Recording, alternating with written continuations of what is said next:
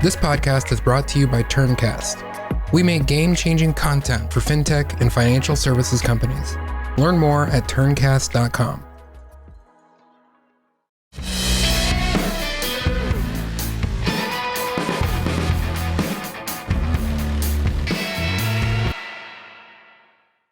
Hey everybody, welcome back to Connected.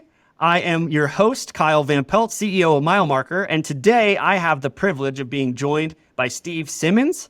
Steve is the founder and CEO of Reston, which is an MSP and IT provider, which we're excited to talk about today. Steve is also a resident of Maryland. He is a man of many things, but perhaps most importantly, his daughter is getting married in September, so he has the project manager hat now of incredible event planner. Steve, did I miss anything in that intro? I think we're good. The wedding is definitely exercising all of my executive presence and intelligence to try to get that to happen on time, on budget, and with a successful outcome. Oh, I love it. And we're going to talk about that a lot more, but thanks so much for joining the show today, man. It's a pleasure to have you. It's great to be here. First question I always just love to ask people is like, how did you get into this? How'd you wind up doing this and helping wealth management firms with IT and security and compliance? So I like to say that I wrote my first line of code in 1981. I was in kindergarten at the time. So I've kind of been in and around computers for a very, very long time. I see computers a little bit differently than a lot of geeks of my ilk. And the fact that I see the person at the end of it as the primary purpose of it. And so rather than getting caught up into just the technology, unmitigated by the human story around it, I like to see the human impact and understand how people are using technology, how people are trying to get an advantage for themselves, for their businesses, for their enterprises using it. And so whether that's in software development and innovation around the ERPs and CRMs and other enterprise software people use for their businesses, or more recently with Reston focusing on the actual infrastructure that gives us an advantage, I think people think about IT as a cost center, and that people focus has made it so that instead we can start seeing how the most commonplace decisions you make around the laptops you're choosing, the desktops you're choosing, the tablets you're choosing, what cybersecurity posture you're taking, what are the tool sets and the platforms you're building into how you're solving compliance, all sound like just cost center, boring, painful, suffering. But when we turn around and say, how can we make this a user experience that is delightful? How can we make it so that it's more convenient, more enjoyable to do our work every day, to get the technology out of the way and empower people to go and do what they do best, which is build their relationships, build their businesses, and grow their services offerings in the space?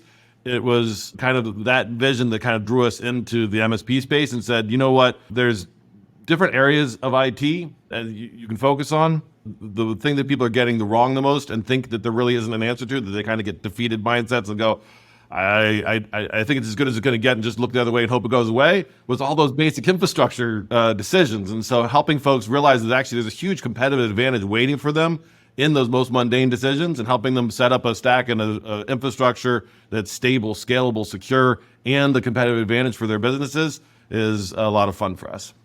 That is awesome. I love the idea of how'd you say it? Like putting, or, thinking about the human element of it first, right? And allowing the technology to serve the human element rather than the other way around. I think that's right. That a lot of people in tech and all of that just are really fascinated with building the best Tinker toy, or how do we make these things, it's like putting Legos together rather than just, focusing on how to serve others. And that's a cool mindset. And you see it also play out in the research that's been done around social media and some of the detrimental effects. And you look at the engineering and you ask, was the engineering actually designed around the human, or was the human just offering to the technology? And it's the same thing. How many of us feel like we're a victim when our machine isn't doing what we want it to do, right? And it's just, this is how business works. This is what you got to do. Excel is just a pain. The Outlook's just what it is. No, actually, you can have a good experience. You can have that be just a servant to you and be able to go out and actually take care of things that matter with your time, rather than wasting your time doing things that are of low value to you. That's awesome. Well, and so I think that's a good time actually to talk about this. So you mentioned that Reston is an MSP. For those people who might not know, so tell us, what does MSP stand for, and what does an MSP company do? Sure. So MSP stands for Managed Service Provider.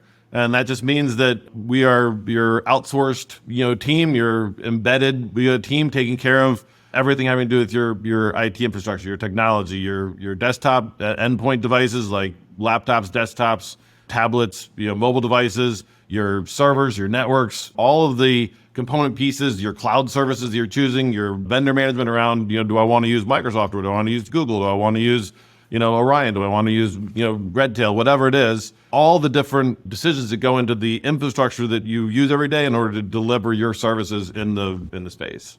That's really good. And so I think there's a call out there that you're really good at talking about, which is, I think when a lot of people in our space talk about technology or they talk about that, they're really talking about, okay, how do I use Orion better? How do I do that? But you're saying, hey, Reston's not necessarily the team that is going to help you with that or help you determine whether Orion is better than this or is better than that. But once you decide, hey, these are the vendors we're going to work with, Reston is going to make sure all of that is secure, it's hooked up to your network the way it needs to be, that it is working with your firm the way it needs to be, right? Yeah, exactly. So if you think about IT, I think it's kind of 4 areas of IT. We've got a compliance, which in this industry is paramount, and we have to check that box.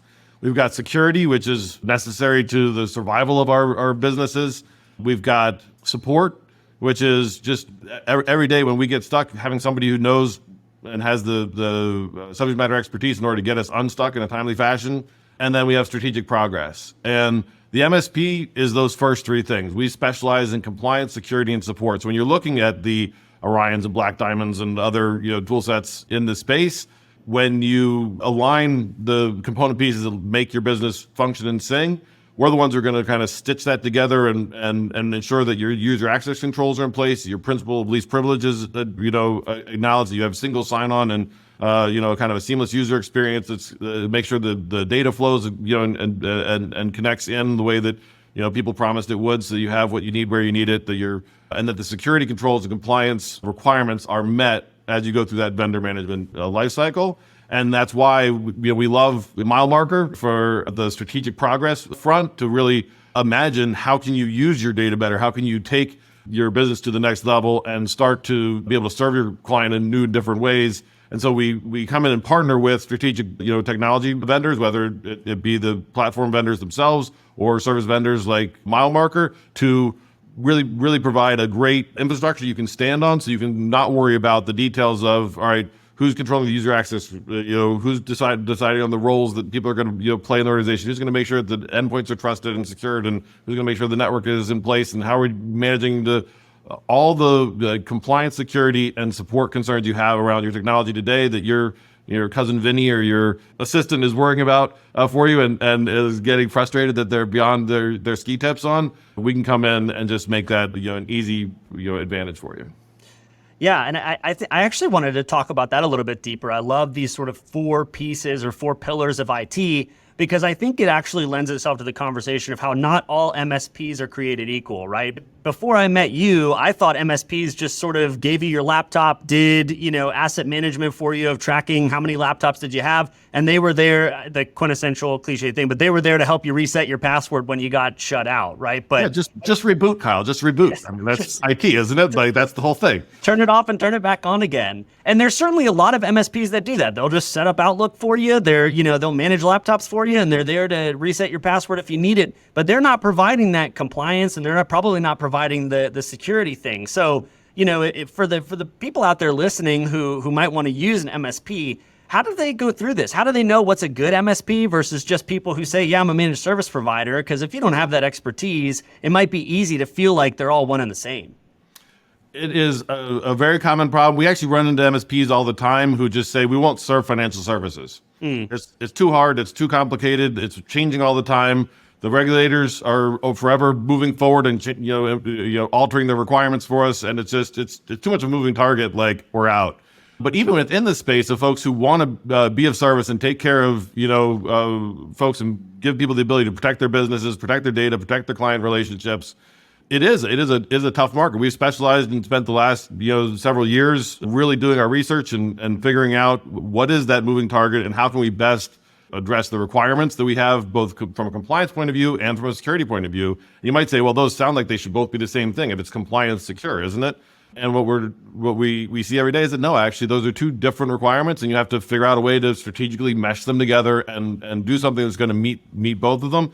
in a way that actually supports the business, right? So it's easy to say, the old thing of freedom and security are opposed to each other, right? They're two different sides of the same coin. You can't be both free and secure.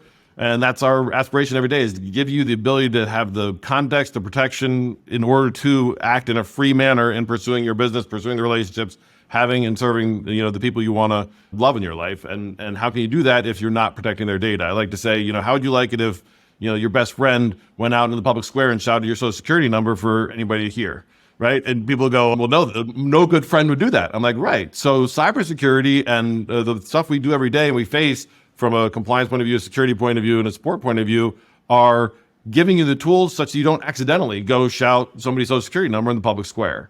And so if you think about MSPs and how to select an MSP, you want somebody who knows the industry. You want somebody who's going to kind of front run and be reading the cases as they come out. And the SEC has a finding and they say, now all broker dealers are responsible for their associated persons technical controls. That happened in the KMS, Financial, Cetera, and Cambridge. Those 3 fines came out, and in there, the SEC kind of highlighted the fact that we're, as a broker dealer, you're responsible for not just the old school, like decades old thought of attestation, right? Like, well, you have a cybersecurity policy and you attest that it's the same as the broker dealers, but now all your associated persons have to have technical controls that you as the broker dealer are exercising. Well, if you look, what systems you have in place that allow you to exercise technical controls on your advisors? Most broker dealers today are looking at a certain situation where they don't have those technical controls yet in place. An MSP would be a partner who would come in with that knowledge, that expertise, and walk you through and give you a roadmap and then implement with you. It's not just here's what you should do and point you in the direction, hope that you can do it yourself, but we're going to bring the subject matter experts in order to implement that infrastructure such that you don't have to worry anymore of whether or not you're in line with what the compliance and regulatory regime is asking for. Yeah, I think that's good. And I think there's value there too. So, the question we hear a lot is, well, should I just hire in-house IT, right? I can just go kind of hire IT staff, or I could work with an MSP. For you, is it kind of a number of employees thing, or like, what do you see out there when it's like, hey, you should bring this in-house versus continue working with an MSP, or like what makes somebody a better fit for an MSP versus bringing people in-house that all they focus on is that one specific client, and that's, setting up their infrastructure and all of that sort of stuff?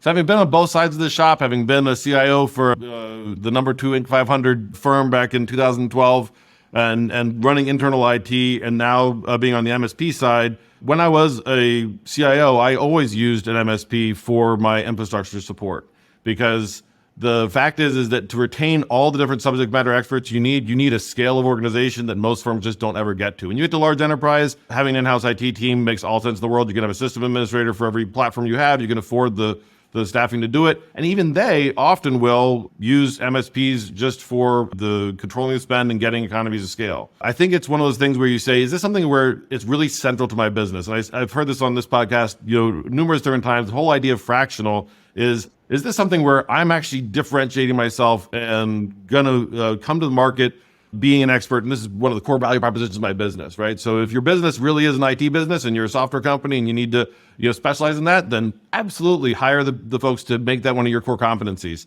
If it's not, the likelihood that you can hire someone who has the right skill set, or that you'll understand if they're actually functioning properly in the job, and it is much lower than you might expect. And so the easy way to simplify that is to get that economy of scale to kind of the central shared services model.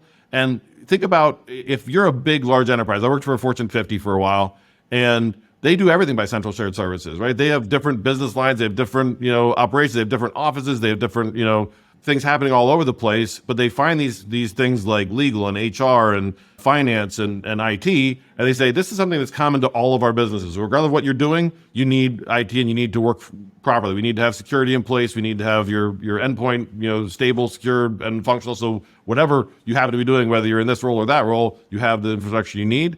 And so MSPs really are that central shared services experience for the small and mid-sized enterprise. Love it.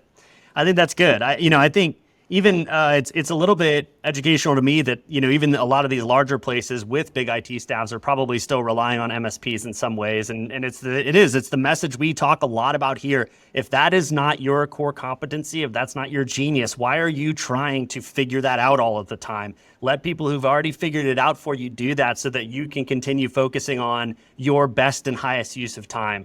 And that's why I've loved the relationship with you and getting to know you a little bit better is I have a hard time thinking about, what wealth management firm would it be their best and highest use of time to figure this stuff out, yet they all have to do it because of compliance and security and regs. And so I want to talk about that a little bit. There were some recent changes that you're really on top of. This shows kind of the value of you being an MSP, but recent changes to the regulatory environment for different things when it comes to cybersecurity, when it comes to this IT compliance. Talk about that a little bit. A lot of people here might not even know about that. So educate us a bit on what's coming down the pipe from the regulatory environment. So in May of 2021, Joe Biden put out an executive order instructing all of the federal agencies to adopt a zero trust maturity model for cybersecurity. Really quick, what does zero trust mean, Steve? For those, so let me just enlighten you on that front. So zero trust sounds terrible in the financial services space. You're like, we do everything through trusted relationships, and we're building these. Why would I want anything zero trust? And it's one of those like geeky things that just kind of came into the tech space, and then we've all adopted it, which was for a long, long time, right? Network security has been thought about as creating a fortress. You create a perimeter, and then you put the beefiest tools you can afford that are commercially reasonable for your business on it. So you're getting your checkpoints and your Ciscos and your Junipers, whatever else, and you're building this fortress, and you hide inside the fortress, and you assume that anybody you put in that fortress is safe because you trust the wall. And what we've seen is that's why the number one cybersecurity attack vector in America today is phishing, spear phishing, and social engineering, because no matter what technical control I put into that perimeter, if I can convince you to give up your credential or to give up information or to share data as a human, I can game the human brain to get in that fortress, tell somebody in the fortress to do something malicious for me. They intentionally or not intentionally participate, and you end up with a ransomware infection, or you end up with a malicious data hack or breach. So zero trust has been around as a conversation piece, as an academic thought for a very long time, of saying, if instead of looking at that fence around your business, you say, how can I actually identify the people who are authorized to do this activity, authorized to have access to this data, are the ones doing that activity and accessing that data. And what's really cool is technology is now caught up. So it was a kind of like, we're going to make it to the moon within this decade. When Joe Biden said we're all going to be zero trust, it was like, we're right on the cusp of that, but we're not really there yet, buddy. But in the last 2 years, we've spent an inordinate amount of time building out a zero trust platform that we can now deploy to all of our customers that really does look at it from, how can I know that you are the person you say you are? How can I know that you're using a device that we've cleaned, ensured the health of, and secured such that it's not going to be a risk? So the user's not a risk, the device is not a risk. How can we look at that network and ensure that you're coming through somewhere where it is a secured encrypted connection that's encrypted at rest, encrypted in transit? And then how can we have all of our services, our platforms, our tool sets, our applications know and recognize that you're participating in all those different layers of authentication? And if we can do that on a session-by-session basis, we can create a world in which we now have zero trust in the context you find yourself in, and 100% trust in the system we've deployed. Which means, if you think about it from an advisor point of view, the world of the old VPN and worrying about where you are and thinking about, do I need to log into this extra thing in order to get somewhere, is going away. And now that device and you and your multi-factor authentication device next to it can go anywhere. You can work from anywhere in the world. You can work from a coffee shop. You can work from your home office. You can work from a big corporate office. You can work from a client site. And you have the same infrastructure supporting you, the same tools defending you, and you have the same degree of protection as you would have anywhere. And so we no longer have to trust, that's the zero trust piece of it, we don't have to trust the old school tools and worry about, well, which network am I on? Am I at the airport? What can I do at the airport? What can I do at Starbucks? What can I do? Like, it's not a matter anymore. It's like, I'm here, I have the device that I know I trust, and I'm doing what I'm authorized to do. And because we can verify that down to the granular level now, we're able to deploy that. And we think one of the very first zero trust platforms fully built out and ready for financial advisors in the industry. Yeah, that's really cool. So here's one thing I want to talk about, though, because this is a little bit of a pet peeve for me as I look at things, which is I am fully on board with things being as compliant and secure and all of that as possible. Like, nobody wants to be the one who opens things up. But a lot of the security measures people put in place create terrible user experiences for the people who are trying to do things. So going back to you sort of talking about your purpose and passion earlier in this is, hey, how do we start with the human element, but then also provide the answer. And I know this is a give and take, Steve, but it's like if you have to, do two-factor authentication and log, every single time and all of that, it can drive, the normal person just absolutely crazy. So what are some of your ideas, best practices, tips for good user experience while being secure? What's really exciting about the way we've built our Zero Trust solution is that for the first time in my decades experienced IT executive, I am seeing tools that we are able to put together in such a way that we can deliver a more convenient and more secure experience. And so we've talked about single sign-on, seamless sign-on for a very, very long time. Multi-factor authentication kind of came in and blew a lot of that up and made it so it was once again clunky and awkward and we're going crazy. We're actually building out a platform that we can deploy for folks that will allow them to aggregate their access controls, their role management, their principles of least privilege, their segregation of duties, all the other requirements they have from a compliance point of view into a user experience where you can log into your device, right? You multi-factor to get into your device, and then from there, you can just work without having to re-authenticate across your performance management tool, your financial planning tool, your email tool, your books and records system. And because we can build that infrastructure, it is really amazing that I can basically say we've actually found the promised land of more convenient, more empowering, and more secure. I love to hear that because I'm sure there's a lot of people nodding their head as I say that, but you're exactly right. Gosh, yes. You log into your initial machine and then you're like every tool. It's like I'm spending more time typing in codes and all of that. It's crazy. And I get it. We got to be secure. And it was sort of like a mentality of, hey, they can put up with some inconvenience to for the betterment of the company and all of that stuff. But I'm glad to hear that. The interesting thing to think about is, we're always one step ahead. This is cybersecurity really is a war. It's like a competition, and the bad guys are moving at a pace, and the good guys are moving at a pace, and there's at any given point in time advantage to one side or the other. And if you think in the financial services space, there is a lot. You talk about putting in codes. We have SMS codes or other forms of multi-factor authentication that have come into the industry over time. And obviously, anytime you can add an additional factor, that's good. That's better than nothing at all. But each time there's a new method, there's somebody who's figuring out how to crack it. If you look at the SolarWinds supply chain attack that came in and bypassed a multi-factor authentication method in order to get in and cause that breach. And so one of the amazing things about Zero Trust is looking at moving that to protocols and other tool sets that let you secure and defend against the lesser forms of authentication and focus on the greater forms of authentication because you don't have to do them as frequently. So you're more comfortable with, say, a FIDO2 key or with a authenticator app where you might used to do an SMS text code, which is inconvenient in the extreme. So talking a little bit about this Zero Trust platform, it makes me think of something too, which is, I think for all business owners, one thing we strive to do is we want to prevent fires more than run around fighting them all the time. And I think with IT related things, there's an inherent amount of firefighting, right? It's a lot of whack-a-mole. It's a lot of this, that, and the other thing. Maybe the answer is this platform you've been working on, but talk to us a little bit about for the average listener here, they're probably running a wealth management firm, things like that. What can they do to help them prevent fires more than just have to, be fighting them and dealing with them on a regular basis? So I think it's a very similar to what you do, in the sense that when I say IT to the common business owner or advisor, you can just see their face drop. It's like, right? In the same way that I'm sure when you say data, people are like, I know intellectually there's an opportunity. I know we have all sorts of unlockable value. I know we could get an advantage, but it's going to be so painful and it's going to be so much suffering. Do I really want to engage? Do I want to look honestly at what I've got? We go to Best Buy and we buy the laptop anytime something breaks. And, when the printer dies, or stops printing, you just you buy another one because it's not that expensive.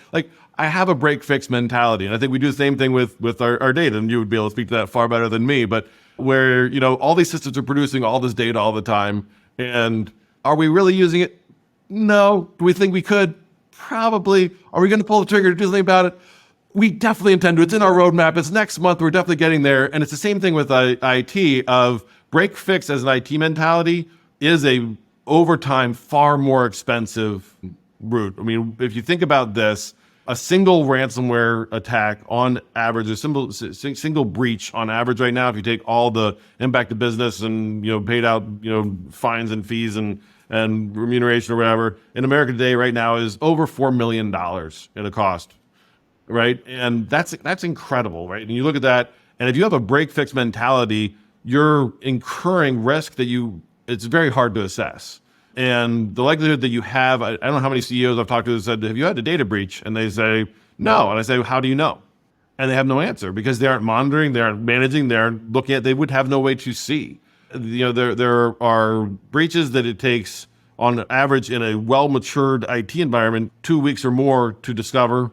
60% of breaches are actually discovered by external actors rather than internal actors because people's infrastructure is so mature. There's a huge and growing threat where we aren't even aware we've been compromised sometimes because of the immaturity of it. So if you think about the risk you're taking by having your cousin Bob or Jane do the work instead of having a mature operating model, if you look at the requirements from a compliance point of view, they're all maturity requirements. They're looking at saying, all right, where are you today? If you look at the NIST framework, there's 4 different tiers of maturity. And just, let's be honest, let's see where we are today. How do we do things? Do we have policies and procedures in place? Do we have standard operating procedures in the event of a incident, in the event of a breach? Do we have the ability to, and do we have a partner who can help us do the protection in the first place or do the response in the second place? It's all looking at maturity models. It's saying, I get your small business. I guess this isn't your expertise. I guess this isn't your first love, but there's enormous power to be had if you can get onto an incredible enterprise platform. And so the question is, have you thought about what it would be like if you as a small business owner had access to infrastructure like a large enterprise had and could use that in a commercially reasonable way? And so I think it's a very similar thing across all of IT of saying a lot of people don't even ask the question because they're afraid of the answer. And I think what you'll discover is if you start asking the question of what value do I have in my data, right? I know that's an issue near and dear to your heart. And if you start realizing the amazing power you get for decision making and other things out of getting better access, more transparent access, more intentional access to your data, it's the same thing with your systems. You might look today and say, I just don't want to know. Like, I know it's a problem. I know it's an issue. Your advisors are wasting hours a week in technology issues that they are not specialists in, that they're not experts in, and that they're just suffering through trying to Google for an answer because there's nobody they can just call. And that's the same kind of force multiplier. You're going to discover an incredible opening up of their focus, their attention, and their ability to just do their work, build their relationships, grow their clients' assets, have that advantage as you realize that a mature operating platform, while the upfront costs are obviously higher because you're choosing to put money in ahead, it's mitigating downstream black swan events, and it's giving you efficiencies and productivity every day in your advisor's lifecycle. I love that. I think a lot of entrepreneurs, which is what most wealth management firms and people running them are, they're all entrepreneurs, have this mentality of there's honor in being the one to figure it out all the time. But I feel like this is becoming a little bit of a catchphrase for me. It's just you don't always have to be the one to figure it out, right? Right. There's the mountain of things to figure out is ever growing and it's never going to go down to zero. So enlist some partners who can help you figure some of this stuff out. You shouldn't have to do it alone, and you should be able to leverage experts to do this. So I have a selfish question that I would love for you to talk a little bit about, but you're one of the few people that I've encountered, in our industry and the technology side who kind of really understood and could articulate back the benefits of Snowflake, in the industry. So lots of people hear us talk about Snowflake. They sort of, hear it, but I'd love for you to sort of share from where you've sat, on the IT side, from where you sit and looking at how data works inside of these places, give the people some ideas of, the benefits of Snowflake and why they should think about that and why they should think about incorporating it. In our industry, everybody kind of aspires to find that wealth management platform, right? And various companies have tried to break into the space and be that wealth management one-stop shop. It does everything. And what we discover is jack of all trades, master of none. And so if you look at the different tools that come available, there are some phenomenal tools across this industry for everything from risk analysis and management to trading to performance management to all financial planning, all of the different tools that come available. And you say, if I want to give my clients the best experience possible, I want to be able to use the best of breed solution for each of these different elements. And so when we look at trying to adopt a single platform, you're giving something up. And you go, oh, well, I'm willing to do that because it's integrated. And then you ask yourself the question, say, all right, so if the only reason you're doing this, you're giving up some of financial planning tools that you would otherwise have. You're giving up some of the performance management tools you would otherwise have. You're giving up and you're giving them all up just because it's integrated. And you go, wait a second, is there another way to solve this problem? Could I use the best of breed vendors in this marketplace to get, the best experience for my clients? And the answer is, with a tool like Snowflake, yes. All of a sudden, what was incredibly hard, heavyweight, we used to talk about, service-oriented architecture and web services and, APIs and, integrations and database replication, and go down the list of all the different things that we've used to try to solve multi-party, third-party data integrations over the years.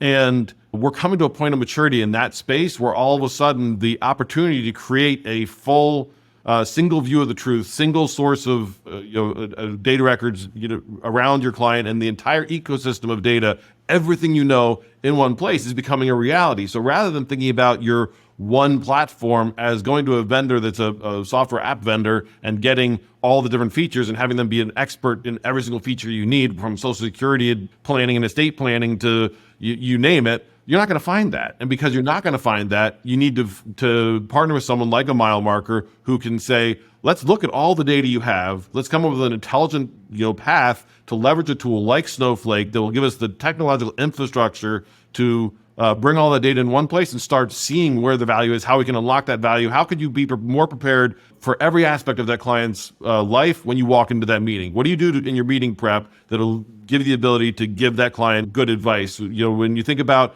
just the basic requirements of law and regulation of how you're backing up your decision-making to make an informed recommendation, even there, we have limited tools today. We have to look in multiple places. You've got 4 screens open. Everybody's got the multi-tab browser as their integration tool today. Wouldn't it be cool if you didn't have to spend 4 hours peeling through 4 different tools or 6 different tools or 8 different tools, and instead you had that single view that you could deliver as a client portal, or you could deliver as an advisor portal, or you could choose how you want to use that to your advantage to have actual access to your full books and record system, your full and all the tools that stack on top of that in order to deliver a truly unified view of the truth. And so one of the reasons I love Mile Marker and what you guys are doing over there is that you're really market leading on bringing the best of breed tools to allow folks to integrate their data from all the different disparate sources they have into that kind of empowering view of both their business, their enterprise, their assets under management, their portfolio, and the individual people that'll let them be focused and tell that story to that individual client to help them understand how they can best reach their matters of importance and their goals. 100%. And I think what you talked a lot about there too is being able to use the best of breed tools. So not only do you want to have the ability to do that, but the other thing that we talk or hear a lot is we want to be open architecture, right? The people come to partner with us because they want independence. They don't want everything dictated to them. Well, the challenge is, from an infrastructure perspective, if your open architecture is just a collection of a bunch of apps, you will never actually be able to control the experience or provide a seamless one, because this firm, who is a great partner of yours, getting support from you and you like them, is using 6 pieces of best of breed technology that this one isn't.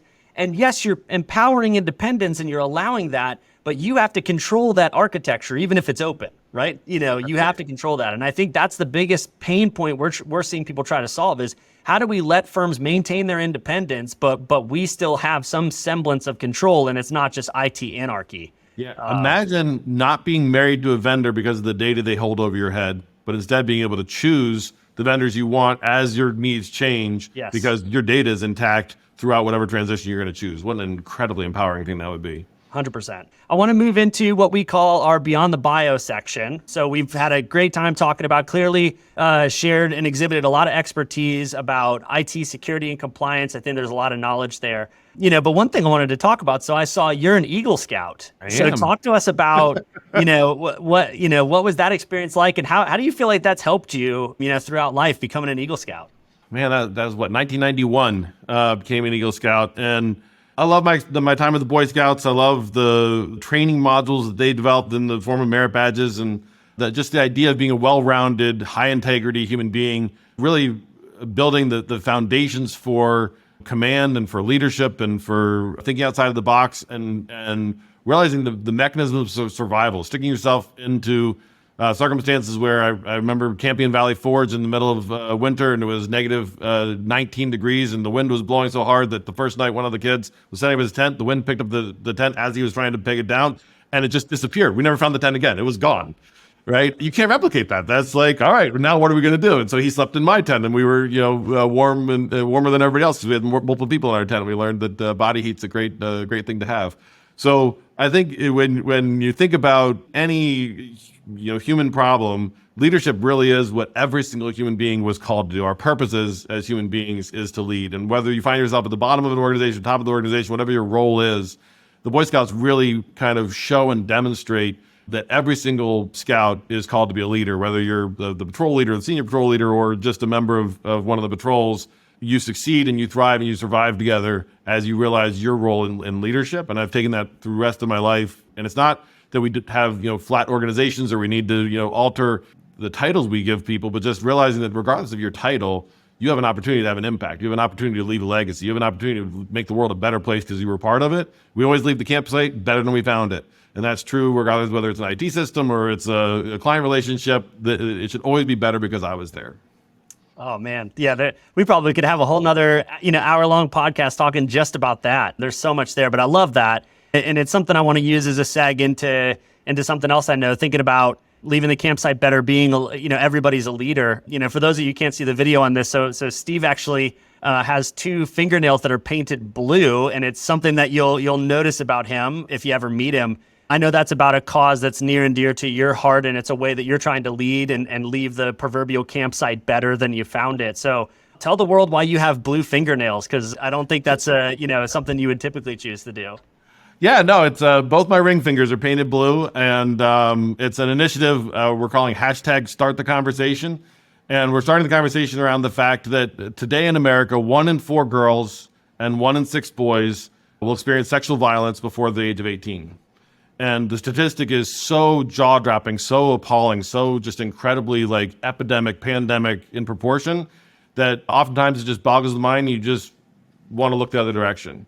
And so we want to just start the conversation, say, if you feel awkward or if you feel uncomfortable talking about sexual abuse of children and the challenges the children are facing every day, imagine how much more terrifying it is to be that kid in a world where nobody's comfortable talking about it. The average time for a girl to report to anybody, if she reports at all, is 4 years.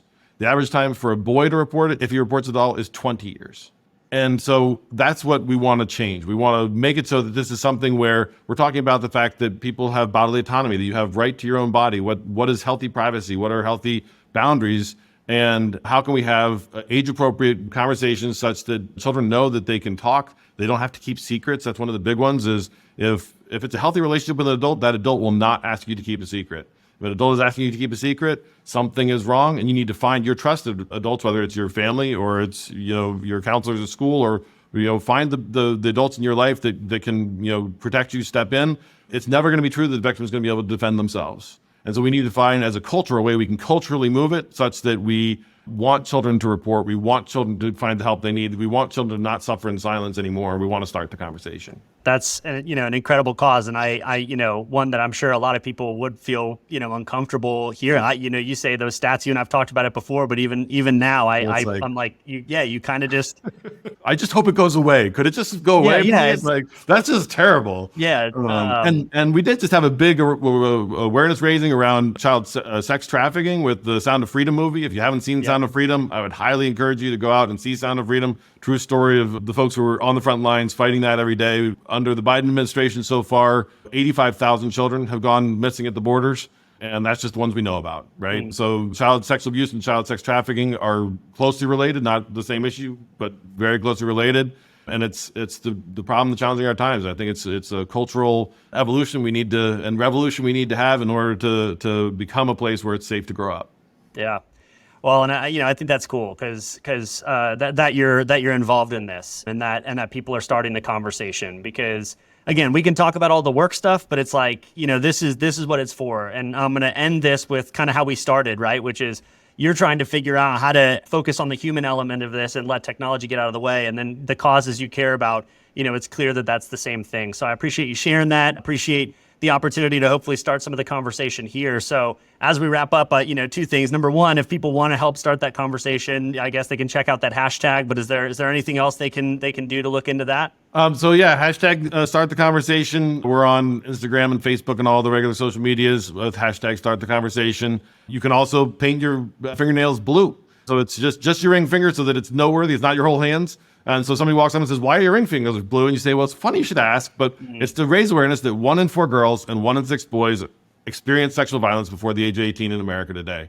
And from there, that conversation will blossom into all the kind of different, tough and useful conversations. And that's what we're hoping to do for folks. Excellent, man. Excellent. And then what about Reston or you? Where can people, if they want to connect with you to learn more about the MSP work or the IT security or compliance, how can they find you? Absolutely. So you can find us at reston.com. That's RESTYN.com. Or contact Kyle, and I'm sure he can put you in touch with me. Absolutely. Steve, it was an awesome conversation, man. It was really enlightening. I think people are going to learn a lot from this. So thanks so much for joining us and dropping your knowledge.